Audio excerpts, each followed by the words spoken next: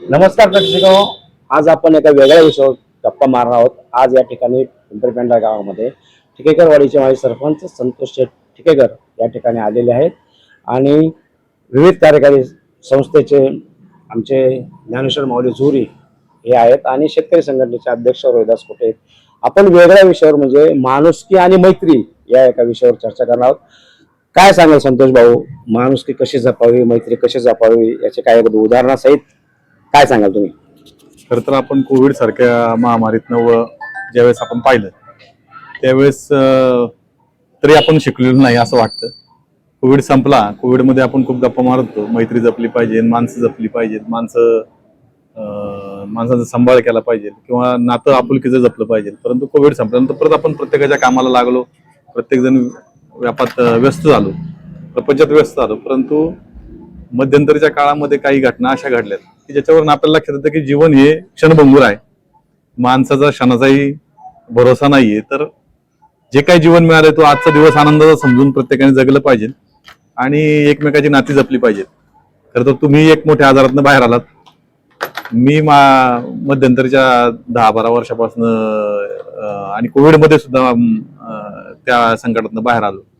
परंतु हे आपलं भाग्य समजायचं आणि आजचा दिवस मिळालेला बोनस लाईफ म्हणून जगण्यासाठी आपण प्रयत्न करावे आणि एकमेकाची मैत्री जपण्यासाठी प्रयत्न करावे। खऱ्या अर्थाने श्रद्धांजली दशक्रिया झाल्यानंतर वाहण्यापेक्षा अगोदर माणसांना भेटणं, त्यांच्याशी मोकळ्या मनाने गप्पा मारणं आणि त्याच्यातून मिळणारा जो आनंद आहे त्याच्यातून आपलं जीवनाचे क्षण वाढवणं हाच सगळ्यात महत्वाचा आजचा। म्हणजे आपण चौघ जमलोय, काय सांगता येत नाही कधी याच्यात आपण आता एका फ्रेम मध्ये आहेत, उद्या याच्यातलं कोणी एका फ्रेम मध्ये नसेल आणि त्यावेळेस आपल्याला आठवण येईल की आपण एकत्र बसलो होतो, गप्पा मारत होतो। त्याच्यामुळे माणुसकी जपणं हा सगळ्यात असं काही उदाहरण आहे का तुमचं एखादं? की आता एक आठवड्यापूर्वीच आपले सातपुते सर म्हणून आहेत, खूप सिनियर आहेत, त्यांनी खडकी पिंपळगाव एक आदर्श शाळा बनवण्यासाठी त्यांनी चांगला प्रयत्न केला होता। त्यांचा मला फोन आला आणि मी माझ्या कामाच्या व्यापामध्ये खरं तर व्यस्त असल्यामुळे मी त्यांचा फोन उचलू शकलो नाही। नेहमी ते मला माझ्या शाळेत येऊन मार्गदर्शन करायचे, माझ्या शिक्षकांना मार्गदर्शन करायचे, त्यांचा माझा यावरती काही संबंध नव्हता। पण त्यांना एक चांगलं कुठेतरी घडतंय आणि त्या कामाला आपण मोटिवेट केलं पाहिजे, त्याला प्रोत्साहन दिलं पाहिजे। नेहमी चांगलं काय काम झालं गावामध्ये तर त्यांचा पहिला फोन असायचा आणि त्याच्या संदर्भात त्यांचं मार्गदर्शन पण असायचं। पण त्या दिवशी मी नेमकी त्यांचा फोन उचलू शकलो नाही, मी स्वतः ड्रायव्हिंग करत होतो आणि घरी गेल्यानंतर मला त्यांना कॉल करायचे रिमाइंडर लक्षात राहिलं नाही। परंतु 2-3 दिवसानंतर मी त्यांचा फ्लेक्स पाहिला आणि मला आज म्हणजे आजचा विषय निघण्याचं कारणच ते होतं, तुम्ही भेटले इतक्या दिवसातनं आणि ती एक क्षण म्हणजे लक्षात आला की आपण ती चूक केलेली आहे।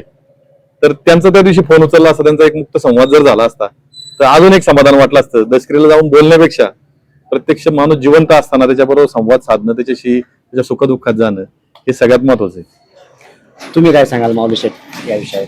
काय आज जे जगतोय आपण, आज जे जगतोय ते आनंदाने जीवन जगण्याचे दिवस आहेत।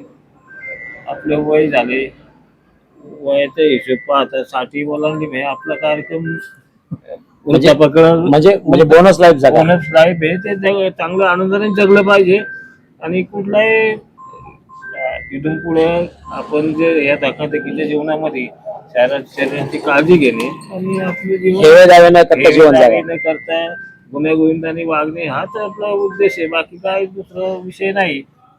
आणि सगळं जीवन जगत असताना शेवटी करायचे कशासाठी याचंही भान असलं पाहिजे, हा मेन प्रश्न आहे। आणि पैसा काही सर्वस्व नाही। आजी दादा सारखा माणूस होत्याचा नव्हता झाला, त्याचे जेवढे विचार होते काही राज्याच्या प्रगतीचे शेवटी जागेवर राहिले सगळं काही, शेवटी माणूस काही घेऊन जात नाही। त्यासाठी आपल्या डोळ्यासमोर असलेलं उदाहरण पाहता आपण जीवनाची वाटचाल कशी करायची आपण स्वतः ठरवलं पाहिजे असं माझं मत आहे। त्यासाठी आपण आपल्या पद्धतीने आपलं जीवन चांगलं जगावं। तुम्ही काय सांगाल? तुम्ही खूप उन्हाळे पावसाळे पाहिलेले आहेत, तुम्ही काय सांगाल? आजच्या या धकाधकीच्या काळामध्ये ज्यांचे बोनस आयुष्य चालू आहे, म्हणजे 60च्या पुढं साधारणपणे माणूस एक परावलंबी होतो आणि दुसऱ्या अवलंबून असतो। हिंदू धर्म संस्कृतीप्रमाणे पूर्वीची लोक म्हातारपणापर्यंत त्यांच्याकडे व्यवहार असायचे आणि आपल्या सगळ्या कुटुंबाला ते धर्माचे संस्कार किंवा हिंदू संस्कृती, भारतीय संस्कृती याचं ज्ञान देणारी जी मंडळी होती ती मंडळी आता लोप पावत चाललेली आहे. त्यामुळं या भारतीय संस्कृतीबद्दल आता शहरात जर परिस्थिती पाहिली, फ्लॅट संस्कृती आली, कुणी कुणाशी बोलत नाही, प्रत्येकाचे दरवाजे लागलेले असतात, प्रत्येक जण कामावर येतो धकाधकीच्या जीवनामध्ये फक्त पैसा आणि याच्यासाठी जीव काढणारी आजचा समाज.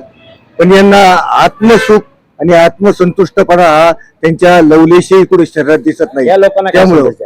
त्यामुळं आजच्या या काळामध्ये आपण पाहतोय किती नुसतं पैशाच्या मागे लावून काही होत नाही. तरी उरलेलं आयुष्य जे आहे ते आपली मित्रमंडळी, जे ग्रामीण भागामध्ये अजून मित्रमंडळी एकमेकाकडे जाणं, नातेवाईकांना जपणं, त्यांच्या सुखदुःखात सामील होणं, या गोष्टी अजून चालू आहेत आणि त्या यापुढं प्रत्येकाने अशाच चालू ठेवल्या पाहिजे या मताचा मी आहे.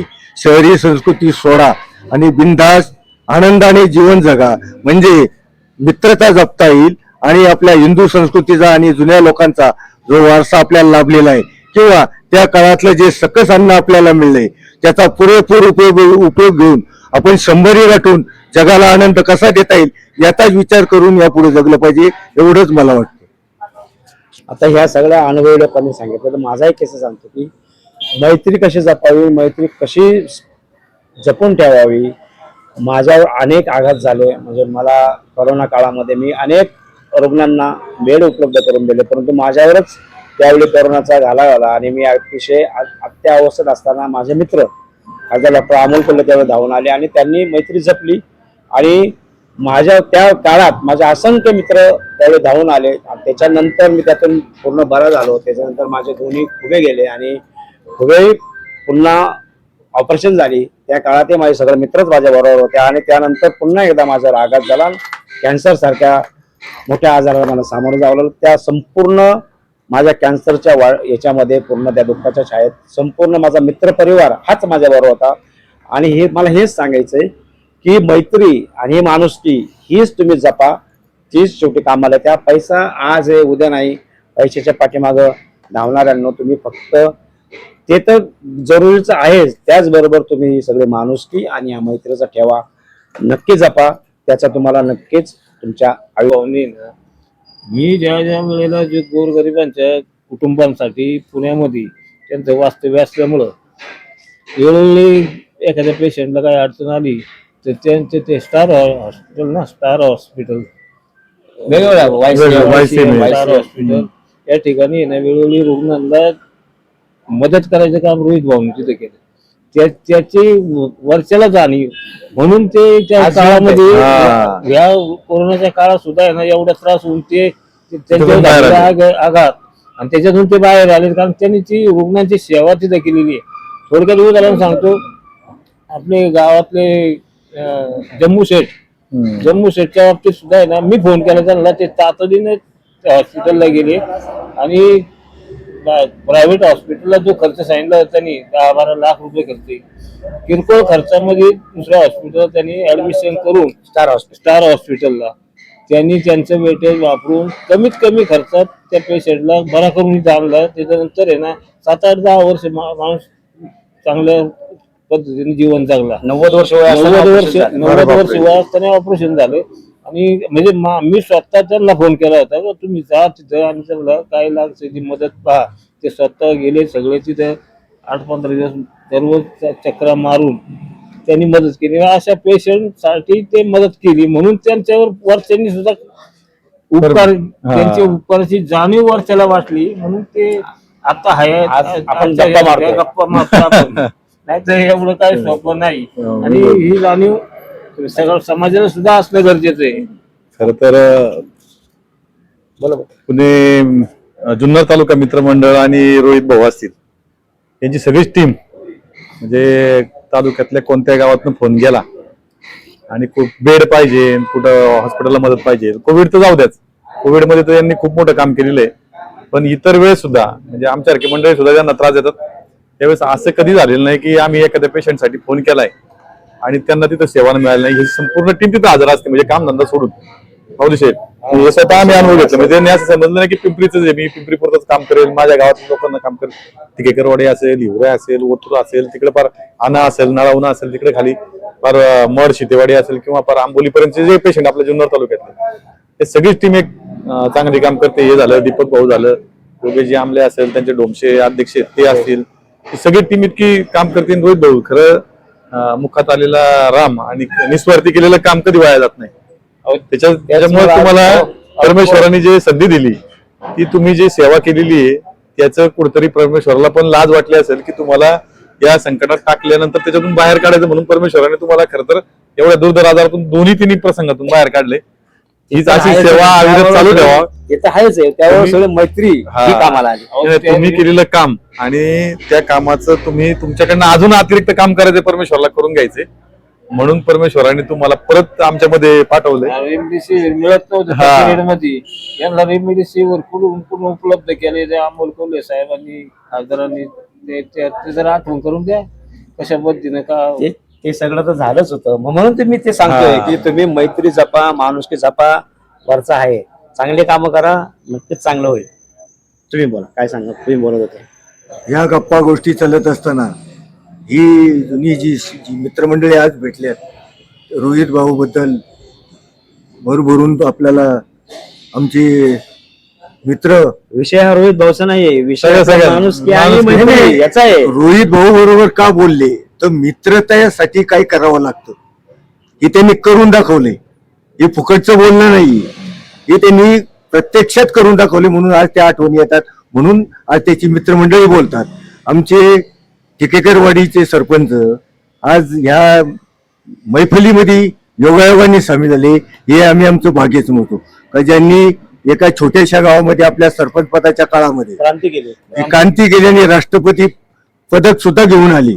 असं एक जुन्नर तालुक्यातलं आमचं एक वैभव, आणि यांच्या बरोबर आम्हाला आज हे गप्पा गोष्टी मारताना एवढा आनंद तुम्ही होतो. झालं माऊली शेठ, आमचं त्याचप्रमाणे माऊली आमचं वय बारीक असताना तुम्ही आम्हाला मित्र म्हणून समजले. त्याप्रमाणे माऊली शेठ आज विरोध कार्यकारी सोसायटीमध्ये गेली 30 वर्ष लागोपाठ त्या ठिकाणी काम करत असताना जी शेतकऱ्यांची सेवा करती, आणि माझ्यासारखा एक तुटका कार्यकर्ता का असा नाही, पण काँग्रेस पक्षाची सेवा करता करता आता शेतकरी संघटनेमध्ये शेतकऱ्यासाठी काहीतरी करावं असं वाटतं.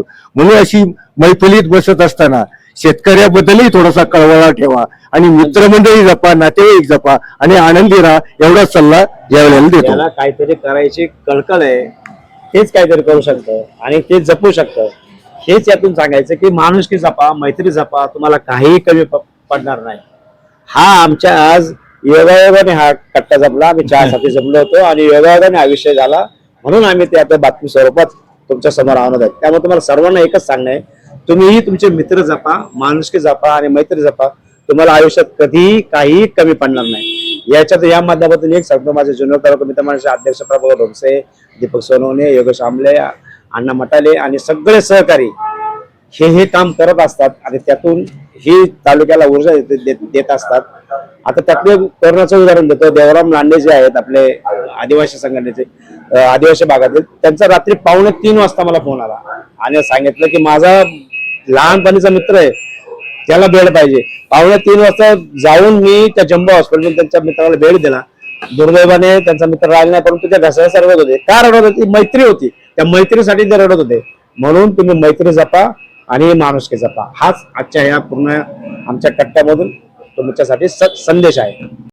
आणि त्या कॅन्सरच्या काळामध्ये सांगायचं तर माझे मित्र प्रमोद थोरात, सुनील जाधव, शशिकांत चव्हाण, राजेश कुटे हे माझ्या मदतीला त्यावेळी धावून आले, आणि माझा कॉलेजचा जो BComचा ग्रुप आहे तो माझ्या कॅन्सरच्या काळात धावून आला. आणि माझ्या गावातील सगळे ग्रामस्थ, म्हणजे वेठेकर मंडळी असतील, कुटे मंडळी असतील, आणि गावातील सगळेच ग्रामस्थ माझ्या कॅन्सरच्या काळामध्ये माझ्या त्या काळात अगदी मदतीला धावून आले होते. हे मी अगदी अभिमानाने सांगतो.